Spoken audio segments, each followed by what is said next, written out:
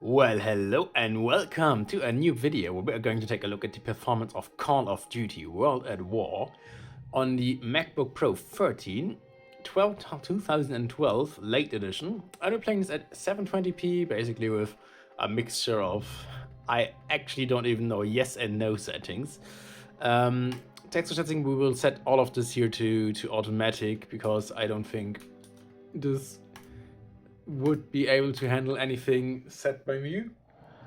So let's just let it decide what would be the best options for it. And yeah, we're in one of the early missions of this game, or not early missions, it is actually the intro mission of the game.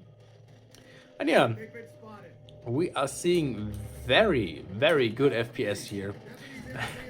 I mean, at least we are seeing playable FPS. I think it's around the Xbox 360 console level performance which we are seeing here.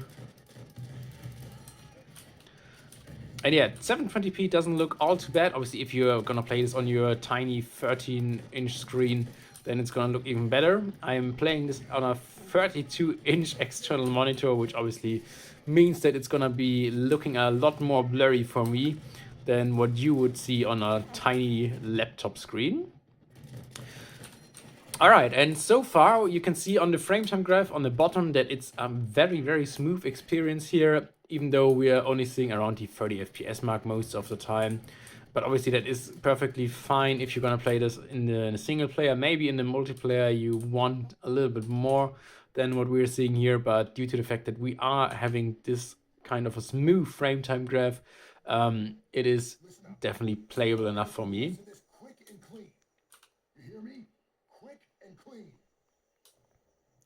All right.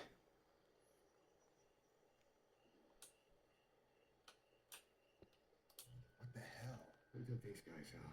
Radio command. Find out if another unit came in ahead of us. Ambush! Boom! Boom! And I really have to say, honestly, World at War was one of the last Call of Duties where the developers really had guts. I mean, obviously, Modern Warfare also is a pretty brutal game, and has been a brutal game in 2019, obviously the later games as well. But yeah, I think World at War, definitely violence was on a whole different level than what we are seeing in modern Call of Duty titles, as well as the the political and whatever things that they are actually showing in the game.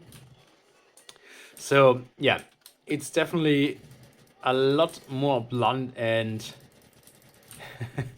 brutal than what we are used to from Call of Duty in the modern titles, or more recent titles, that is.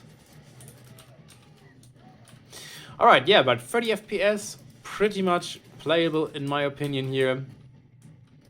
I mean, especially if you consider that this is what, 2009 title, I think it was.